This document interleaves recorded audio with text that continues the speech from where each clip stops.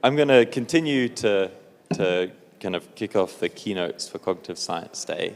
So up next, we have someone that's been already a very active participant in the conference, someone that we have eagerly anticipated joining us, and someone whose work I think all of us know of or know well.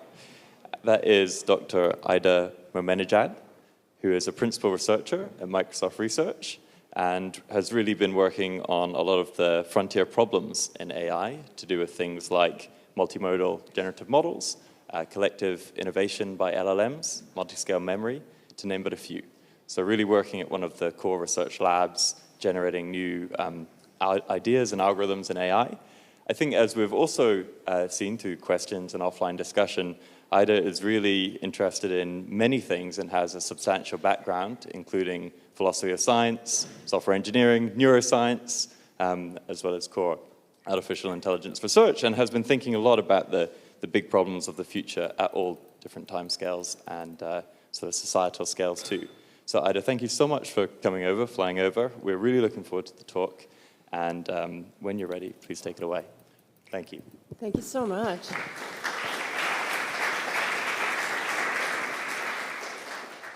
First, a very big thank you to the organizers. What a fantastic set of talks and just beautiful chats with everybody from students to PIs and a beautiful location. So thank you very much.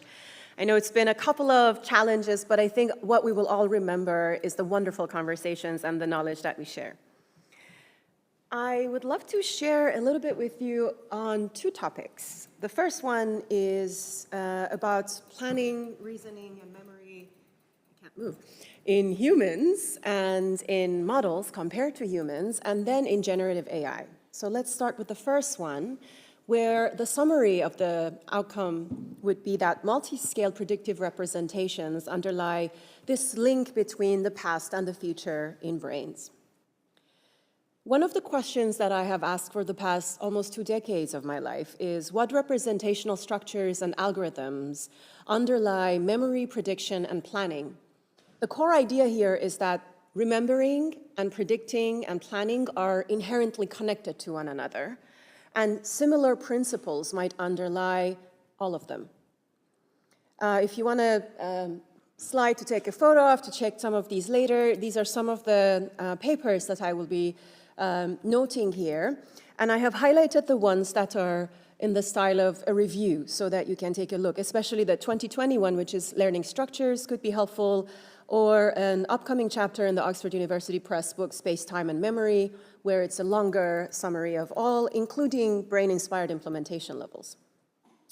So basically, the idea here is shown in this idea that there are scales of representing these sort of representations of the past and the future that are organized hierarchically and along the long axis of the hippocampus and dorsal caudal axis of the prefrontal cortex. I'll get into all of that, but that's kind of like a summary shot. So my research has a lot to do with how Tolman halted the behaviorist dogma that animals only learn where there is reward in the environment. Tolman showed with his latent learning research and studies, beautifully summarized in his review paper from 1948, Cognitive Maps in Rats and Men, that they can learn the structure of the environment in the absence of reward for a few days before even reward is introduced. And when the reward is introduced, because they have learned the structure of the environment, they can find the path to reward faster. 30 years later, O'Keefe and Nadell had this beautiful book, Cognitive Maps in the Hippocampus, where they summarize some research with place fields in the hippocampus. And 30 years after that, there was a paper about grid fields in the entorhinal cortex. Together, O'Keefe and the Mosers won the Nobel Prize in 2014 for discovering what the Nobel community called the GPS of the brain, which was simply the place fields and the grid fields that allowed the animal to navigate the environment. What was meant by cognitive maps was these learned representations of relational structures of the environment, in this case, spatial environments. And what they did not address was, what is this structure? What is the shape of this memory? What is the shape of these structures? And how are they learned?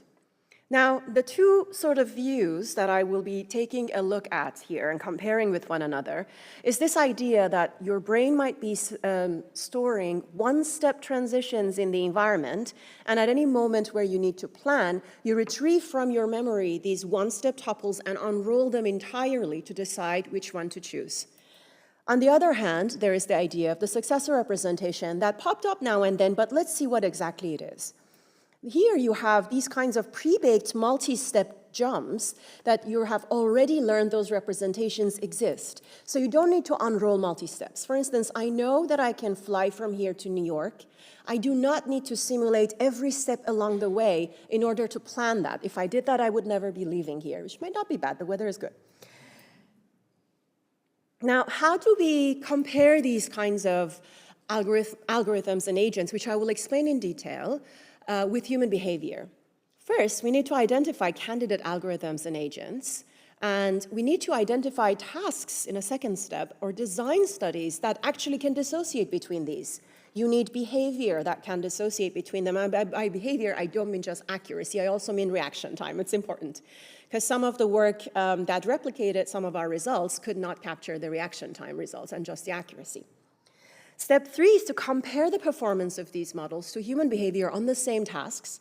And then once you have a model that seems to capture the human behavior better, you can then explore the algorithms and representations of those candidate models that capture the behavior. So it's not just neural explanations, not just behavioral explanations. It's a combination and a careful iteration among them in order to identify those algorithms. So for steps basically 2 and 4, you compare behavior on the same task. For instance, here I'm symbolizing it with these graph structures of some tasks. And then you update the models and then use accuracy and reaction times and errors. And then you choose between the winning models' representations, compare it to neural measurements. I use fMRI and electrophysiology myself. Another thing I'd like to say, I do not fit data. None of the models I will show you are meant to fit data. They're not trained on human behavior. These are models that qualitatively generate the same kind of behavior, and that's important because I'm at the algorithmic and computational level. The second thing I would say, these are not implementation level models. So if you're thinking, there are multiple papers in the past years, including a new one that Wolfgang Maas showed. These are implementation level models of how these models could be implemented at the neural level. These are at the algorithmic and computational levels. Okay. The approach that I use is reinforcement learning, but I will give a caveat. People think reinforcement learning is equivalent to TD of value and to model-free RL. I do not use model-free RL at all, and I will show you. But broadly, reinforcement learning is a paradigm where you can take and have an agent in an environment that takes actions, learns representations sometimes, not model-free, and can plan to achieve goals. It's neurally plausible, it's interpretable, and it can enable abstraction, hierarchy, generalization, transfer, the kinds of delicious cognitive phenomena that we would like to explain. The classic RL problem that most people are familiar with that is a lot closer to behaviorism, and remember, my work and anything cognitive mappy is no longer in the domain of behaviorism. It states that the basic idea is that given a task or a goal in an environment, an agent needs to learn a sequence of actions. This is called policy. When you hear the word policy, it's just a sequence of actions. For instance, left, left, right, right, right, left. That's a policy. To maximize expected value. And when you see pi star, that's the optimal policy. It's the left, left, right, right, right, right that gives you the best amount of reward, for instance. And what do we mean by expected value? We mean the discounted cumulative reward over future states. I will show you a little bit with math. But just to give you an idea, you simplify your tasks. For instance, in a grid world, this would be tabular reinforcement learning. Actions would be simple, and then policy I noted. There's also the idea of options, which is multiple different policies can get you from this top left corner to this top right corner.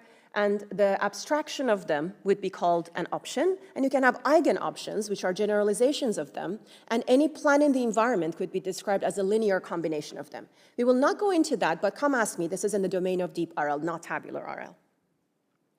Now, the mathematics of the agents that I was describing. The first one, which is a behaviorist one, is the model-free RL. This is an agent, and there are many different ways to do it. These are simplified versions just for the sake of understanding. Is one where an agent is updating something called a value of state and action. I think the battery of this guy died. And this, do you guys see my Mouse? Perfect. So you have here, you're basically having a value of state. It's really a value of state and action. So there's a lookup table, you have state and action, and you have a value. And you're updating it with a prediction error. I'll go into detail a little bit, with a learning rate that's between 0 and 1. Model-based RL, on the other hand, implements the Bellman equation, which is this first equation here, using a map of the environment that is one step. I will go into detail about it again later, but just so you see, this is an iteration one, where it has these one-step tuples of what leads to what in the environment and unrolls all of them.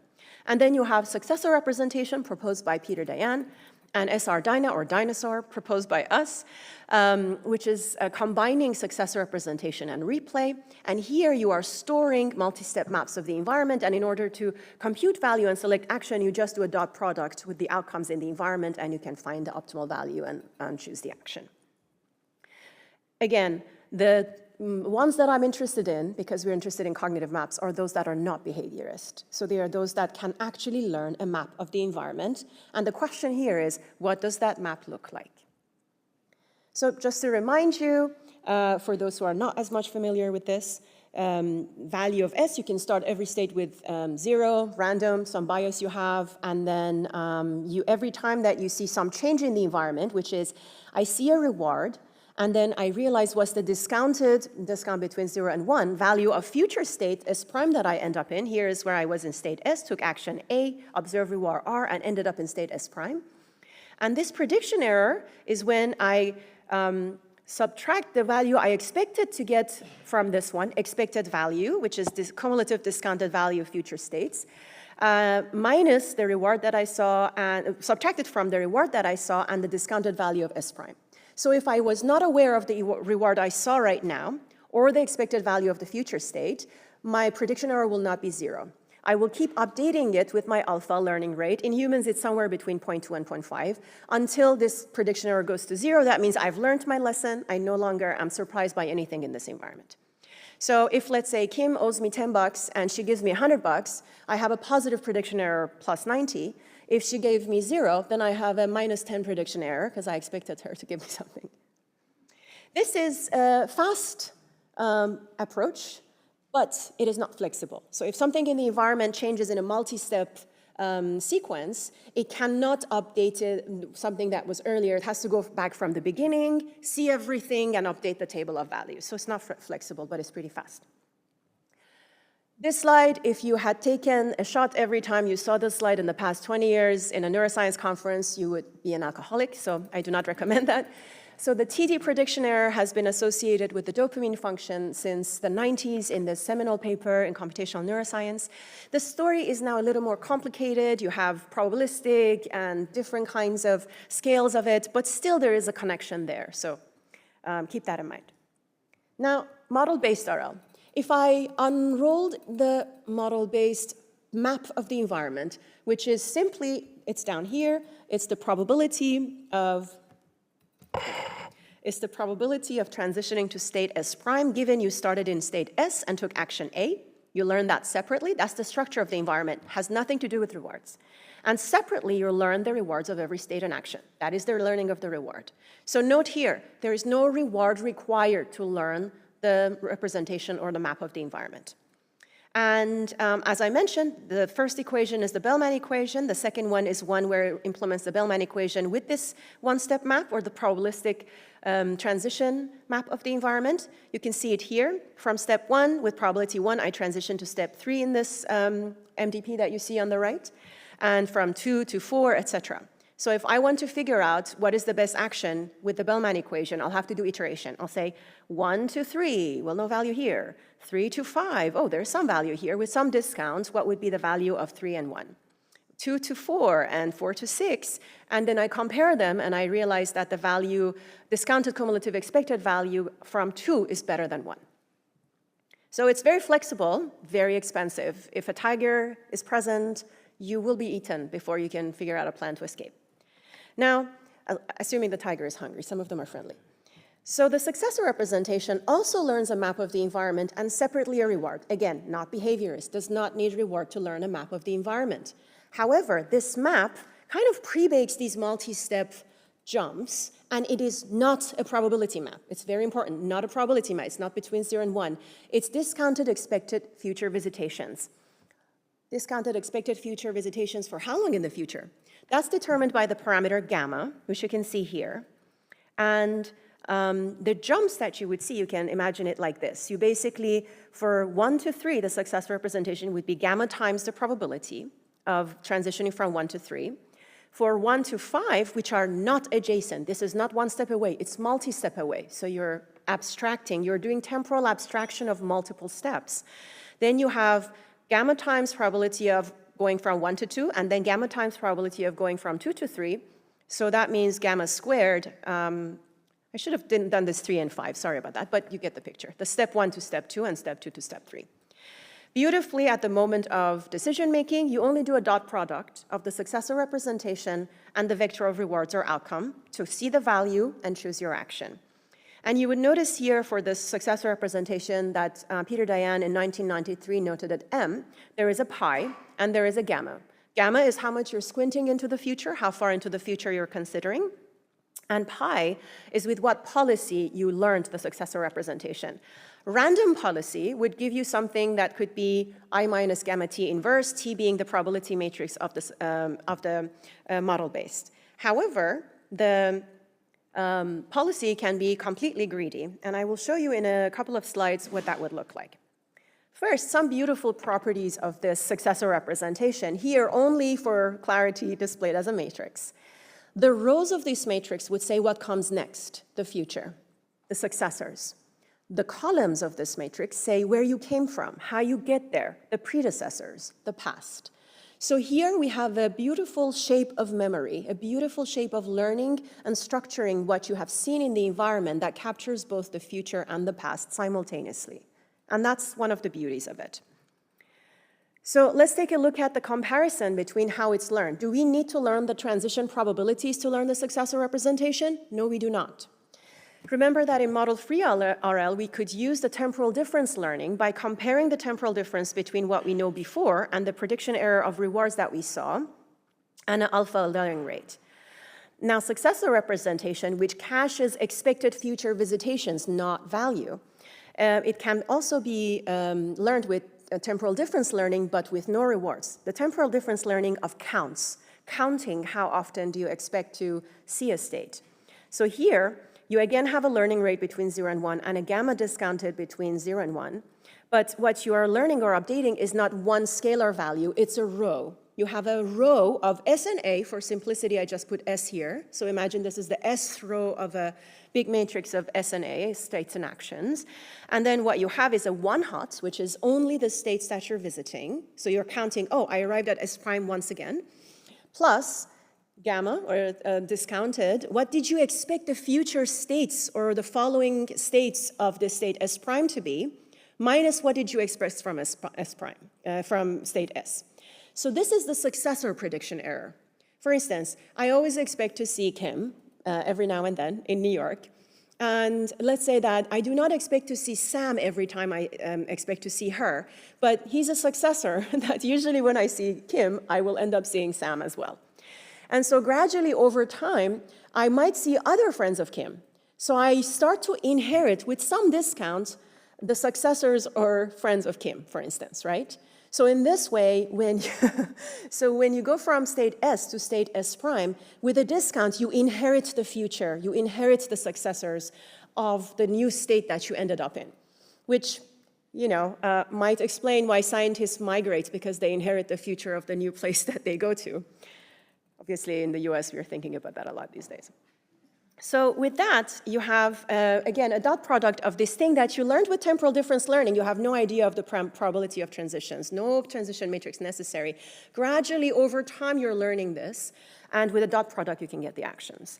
And this is the drunken slide, but for successor representation, you would not be drunk on this one. You can take a shot, because this doesn't show up very often. This one is the successor prediction error as a comparison to the other one. And this is not a dopamine-based thing. This is a representation-based signal that's more hippocampal and cortical, neocortical. All right, now let's look side by side at the two maps, the cognitive map proposals that we are looking at. One step on the left side with the iterations and Bellman equation that is expensive on the bottom. And on the right side, the one that pre-bakes multi-step expected visitations and then has a dot product. A note about the difference between random walk. So if you have the maze you see in panel A, the exact location that you are is displayed in panel B. That's where the rodent is. And this rodent seems to like money instead of chocolate or cheese.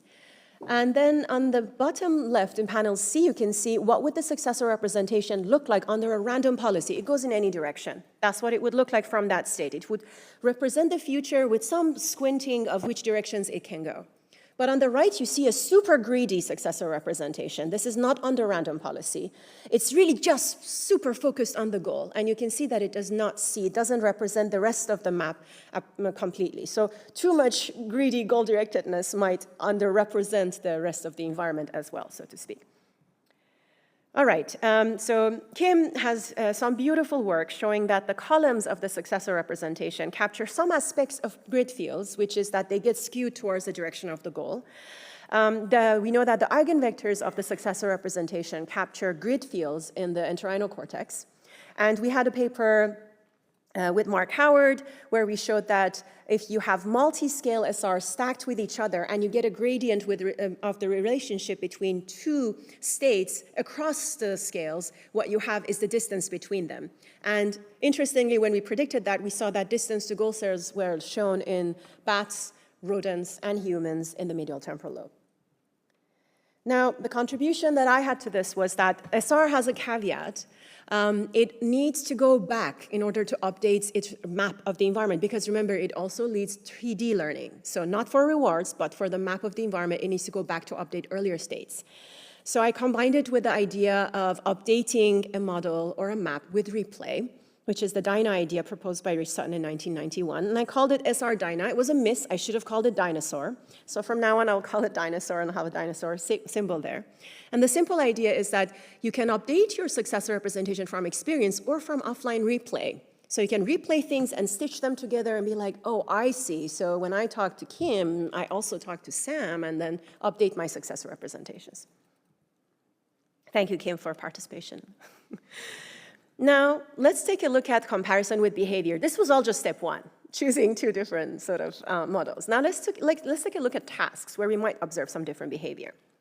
If you're planning a flight, a reward structure can change. For instance, your gate can change, your coffee cart might move around. You need to flexibly adapt to that so that you don't miss your flight. That would be a reward evaluation. Or it could be, and how would you do the experiment? So here, a subject would experience a number of sequences of things that they see, and gradually they learn that 1 leads to 3 to 5, and they get $10 there. 2 leads to 4 to 6, and they get $1. Just to see if people are awake after lunch. So now between 1 and 2, which one would you choose to get more reward? 1. Now in the relearning phase, the person does not see state 1 or 2 anymore. They're dropped into either 3 or 4, and they realize that the reward in location 5 and 6 has changed. Now, location 5 has $1, and location 6 has $10. Now, do you prefer 1 or 2? 2. This is known as retrospective revaluation. In this case, retrospective revaluation of rewards, because you changed, the value of something earlier changed without you having visited it.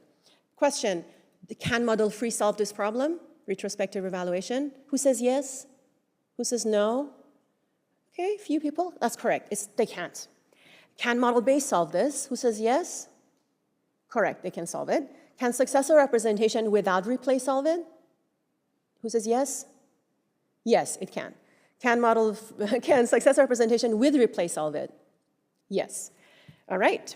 The reason is that the map of the environment hasn't changed.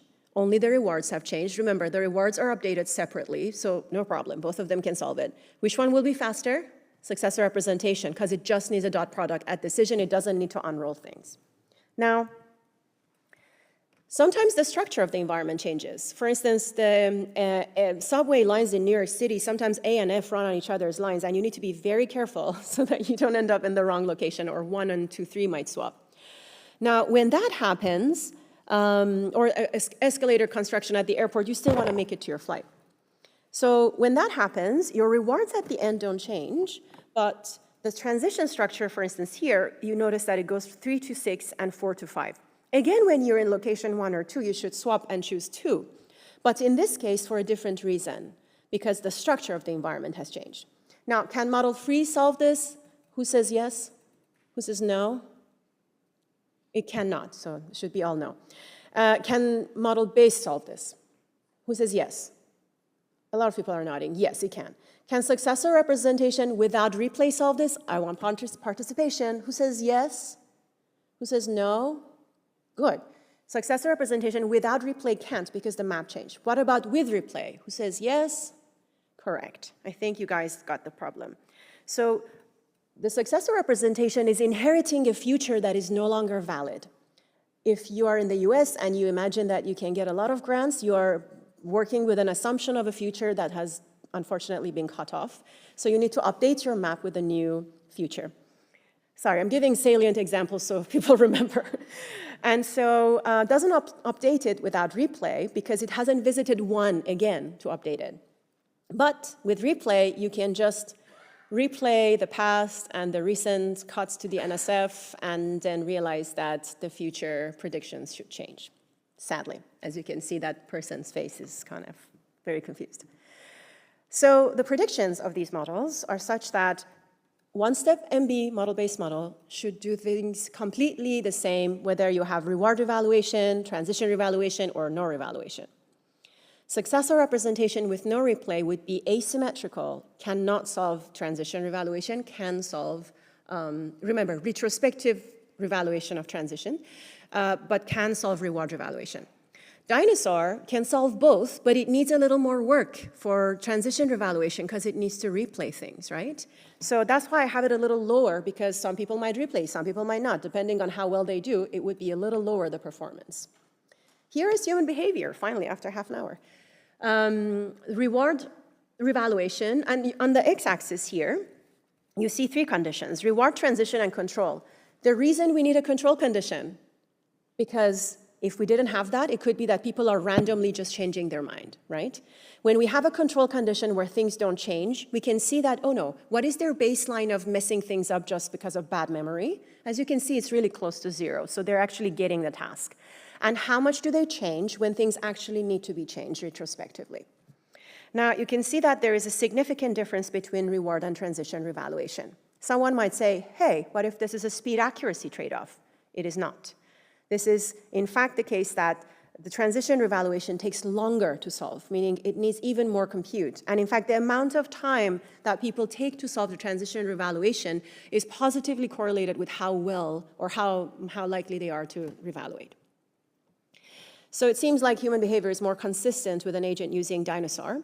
We also did this with other more decisions like a tree. I also did this with the help of Josh Jacobs at Columbia University with single-cell recordings with death electrode in epileptic patients, and we saw successor representation captured that. My colleagues at UCL conducted a study comparing rodents and humans and saw that Dinosaur captured the rodent behavior better as well. And currently, I'm co-advising a grad student at Cambridge, very talented grad student, Millie Priest, with Paul Fletcher. And what you see here is a comparison of how your accurate behavior changes as a result of your online learning rate and replay learning rate. So how much you learn from replay also matters here. And we also asked people to draw the map, and we noticed that people who are failing at the task, many of them are drawing the wrong map of the environment. The map on the left is accurate, the map on the right is inaccurate. They think there are 6 end states, whereas there are just 3 end states that you can arrive at from different doors, for instance. And our next step is we have done these tests with control healthy adults so that we can test this in psychosis and see how psychotic patients might be making errors in cognitive map-like tasks. I will show you very briefly a work with extremely talented Eva Bruneck that we published in JNeuro in 2021, where we tested whether multi-scale successor representations could mediate navigation in kind of a VR version of Toronto inside the scanner. So participants lied down in the scanner, they navigated in Toronto virtually, either in a goal-directed case, they knew where they were going and they knew the path, or they were in part of the city that they didn't know, and an arrow on the screen told them which way to go. We call this GPS condition. The expectation would be that in the top condition, they use a cognitive map, and in the lower one, their brain would represent things only as far as the eyes can see, so a couple of 100 meters at most if there's no turns. Our hypothesis, based on some work I did over a decade ago, was that certain regions of the prefrontal cortex and the further anterior, the larger the sort of gamma, and also the further anterior on the hippocampus, the larger the gamma we would be observing, with prefrontal cortex having largest gammas. And how we did that was that we took brain scans from different parts of these paths that you can see here. They were pretty far. Some of them were a couple of kilometer navigation. And if gamma was 0.1, it would correspond to about 25 meters. If gamma was 0.9, it was closer to a kilometer. And what we did was we compared the brains with each other, according to what I will show you in the next slide, across the prefrontal cortex and along the long axis of the hippocampus with different regions of interest along it, just to see which gammas show up. The way that we did it, we took a repetition time, TR in fMRI means one time of scanning the entire brain, TR at time t, and then we looked at how there is representational similarity with the weighted cumulative sum of the successor brains that are on the path given a certain gamma. So if you have a large gamma, this would be a lot of more brain scans, and if it's a small gamma, it would be just a few brain scans that are up to a couple of meters away. And then here you can see that in the goal-directed condition, you get a lot more representational similarity to the future for gamma of 0.1, gamma of 0.6, and 0.8. What you note is that for 0.8, only anterior prefrontal cortex, which is right behind your forehead, is the region that shows these kinds of similarities. And hippocampus, even anterior hippocampus, is up to a 0.6. And then if you look at the GPS condition, you can only have it for scales that is visible, sort of, you can see how far it is. I'm very far from that based on my time.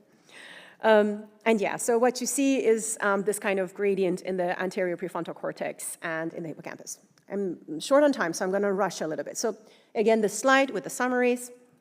Oh, and this might be based on a number of studies, not just ours. Perhaps these kinds of predictive representations offer a general principle for memory organization and sort of hierarchical subgoal setting as well. All right, neuro-inspired evaluation architecture of AI. I'll be very quick here, hopefully not too quick. We evaluated 8 different large language models, very much inspired by cognitive science protocols for systematic evaluation, meaning operationalizing a latent ability such as cognitive map or planning with multiple tasks, using different graph structures, item domains, and task conditions, different task prompts, and different temperatures, which is randomness, and then doing stats on it. The different graphs that we used are explored here. A and B I have shown you in previous paradigms. We added a bunch of others. The way to explain to them what the environment was, what it was with text, as you can see in the bottom. You imagine a building with 6 rooms. From the lobby, you can go to room A goes to B, and then there's C, there's a $50 there, etc., so on and so forth. And then you have tasks such as value-based planning, what is the best location of rewards, and you have also reward evaluation, transition evaluation, detour, shortcut. We had 15 tasks categorized in 5 different general categories.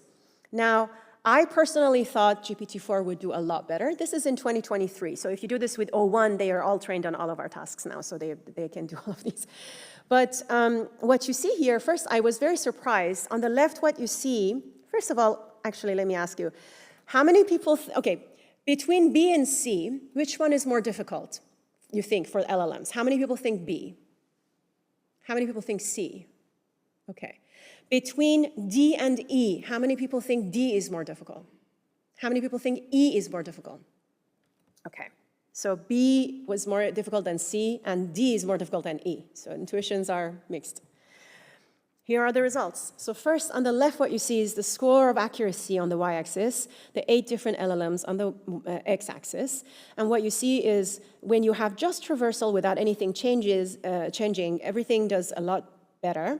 But as soon as you have any change, you introduce any changes, performance drops in some of them almost by half, and some of them goes to 0.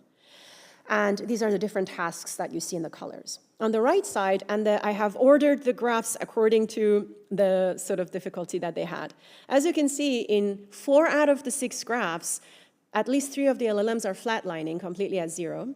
And some of them are at 20%, most of them. And only GPT-4 is around sort of 50%.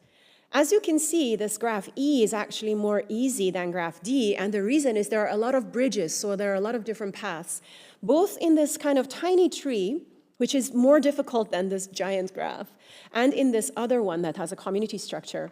When you have more chances of error, if you take a wrong turn, then you have worse performance because they are more prone to errors. We identify different kind of failure modes here, including hallucinating an edge that doesn't exist, falling into loops, and taking a much longer path than necessary when there is a one-step path.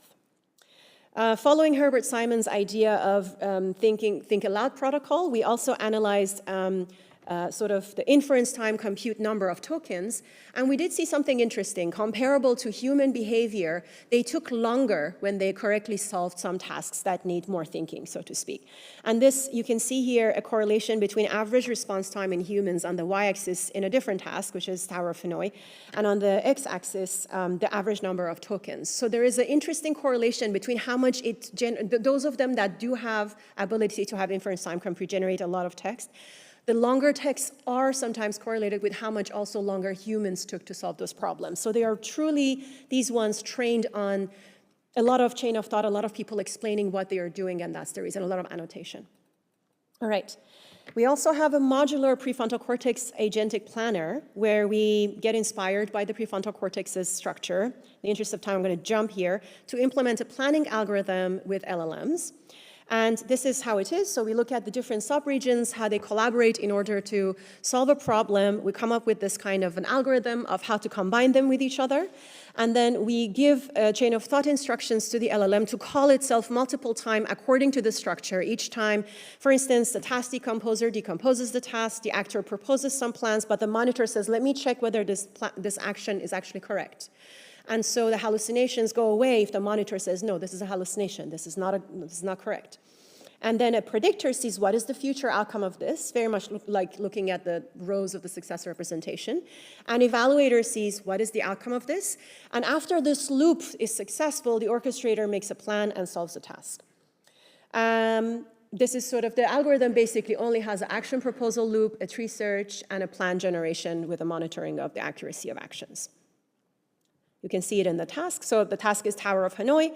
Long story short, many different approaches, including multi-agent approaches, don't do very well on this. Ours does well. And if we lesion, similar to lesioning different parts of the prefrontal cortex, which is called ablation studies in in AI, if you lesion different parts, you have these kind of bars. You can see that the performance drops when you lesion these different parts of this kind of sort of multi-agent prefrontal cortex. Fun result, the percent invalid or hallucinations are at 0, both for the 3-disk and also out of distribution generalization to 4-disk problems. And also interestingly, ours was the only model that could actually generate above 20% results or above 0% results for out of distribution. So receiving instruction for 3-disk, but solving a problem with 4 disks. I'm going to jump here just so I get to AlgEval very quickly. We need an algorithmic evaluation of generative AI to understand what actually they are doing to solve a problem. This is a paper that is a spotlight at ICML, so if you're going, please come and see it, or you can look online when the camera ready comes out. So long story short, you can solve these problems that I showed you with breadth first search, depth first search, or other algorithms. And here you see sort of projection of layer-to-layer analysis of representations of all the layers of Llama 8 billion parameter. And we look at the representation of each of these, the tokens of each of these nodes on the graph, and the tree graph that was difficult to solve. And we look at how they change over time. What you see here is a separation the further they go along the layers, and such that O leads to W, which is the goal. As you can see, W after node 16 goes closer to the token that explains what the goal is. It's close to O, which is the predecessor, But interestingly, the way that it doesn't make an error and go to Q is by separation. Q is suddenly separated even way further. They has maximized the distance to Q so that it doesn't go that way and it knows the path. And then the entire other branch is kind of separately represented. So it seems like the mechanisms of search are not exactly depth first or breadth first, but it's mostly based on simply doing some transformations in the latent representation space, which should be very interesting for neuroscientists. We replicate this also in Llama 70 billion parameter. We call these the octopus plots and lotus plots because of the shapes of them. I'm going to jump over everything and go to this slide just to have like a lot of the things that I didn't show, and feel free to ask. And I will come back to this slide. I just want to first thank my collaborators. And I'm also doing some studies with slime mold. I would love to talk to you about it later. Do ask me. Thank you so much.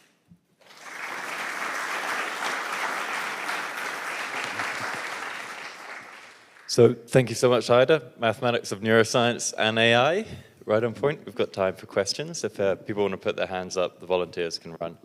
Okay, I see one at the back.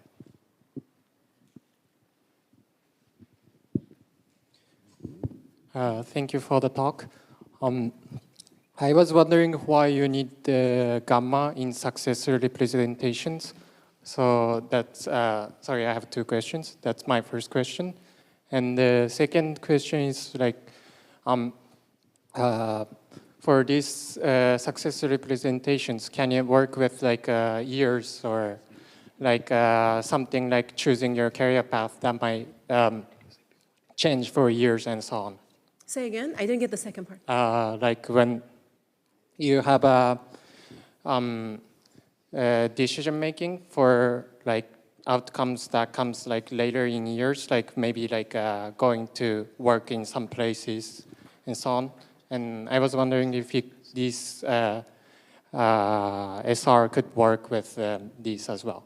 Thank you for your questions. To your first question, the gamma, or the discount parameter, allows for different temporal abstractions of the environment. You can see here in that kind of graphs that I've attached to each other on the right side, this path that you can take from location 1 to 2 to 3, right?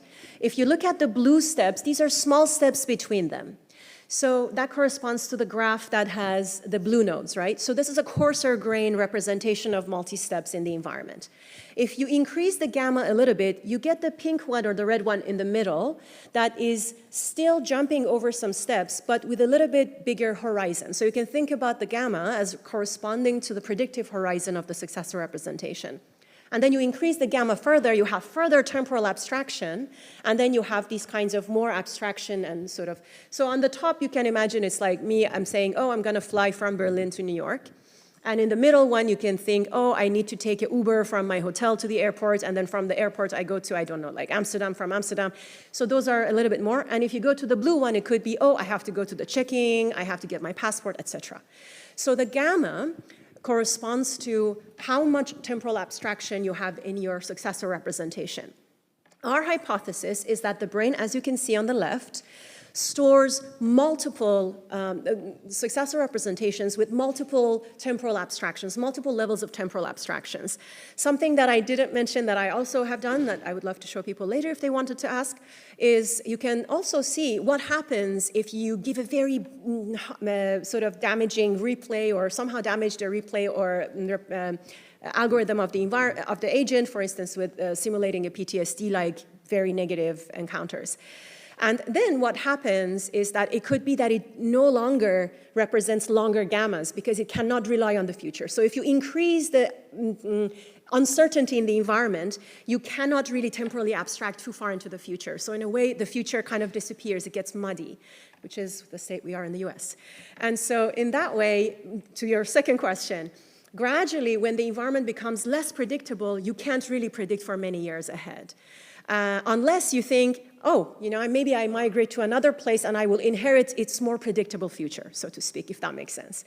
So whether how these kinds of movements between these hierarchies and integrations work in healthy and mental health conditions, and how that corresponds to the complexity, sort of the stochasticity and uncertainty in the environment, and the rewards are models that we are creating, and those are perfect questions for asking, as well as how this might adapt not just the gamma, but also the learning rate. For instance, in environments that are very noisy, you don't want to have a high learning rate. You don't want to update things too quickly because it could be noise. You want to lower your learning rate as well.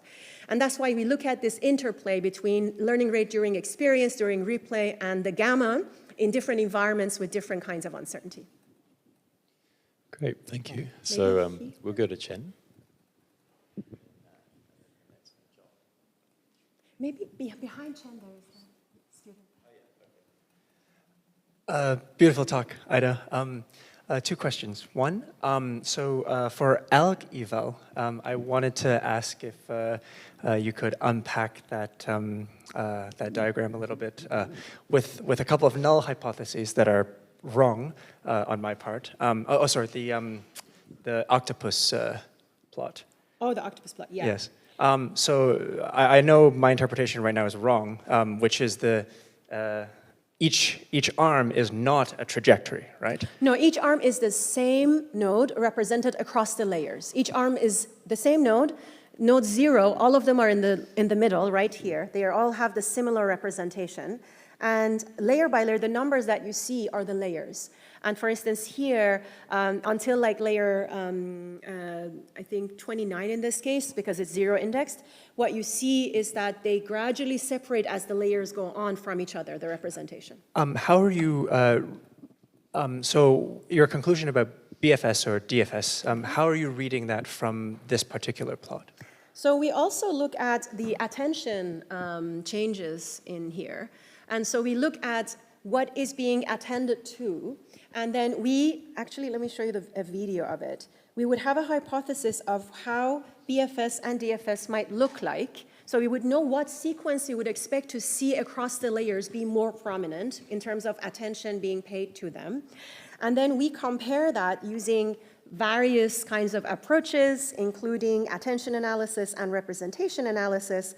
And what we find, and I can show you here, is that this is the way the mutual kind of layer by layer unfolding of attention weights appear. And we compare that sequence with the sequence of what you're attending to we would expect from BFS and DFS, and we show that it's not that.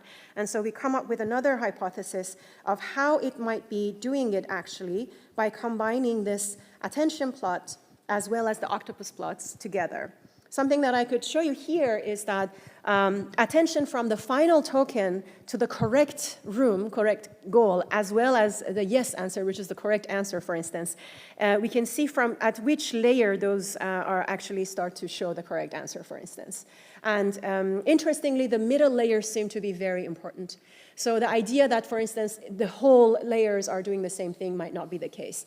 So it seems to be just rearranging the representations from then on. And we are doing active exploration of manifold analysis in these spaces because, as you can see, this is really fertile ground for doing manifold analysis on various aspects of them. So if anybody has ideas, please come and ask us.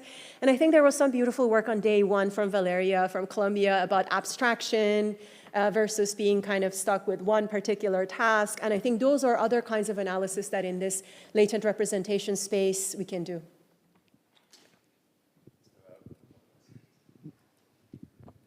Thank you for the great talk. I'm extremely interested in the part when you test the ability of inference about cognitive map of LLM.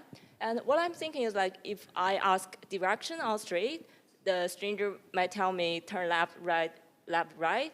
It's very hard to understand, but if they put a picture, they drew a picture about the map, and I think it's easier for me to understand how to go to that place. And if I understand correctly, you use prompt as in the text form to the LLM.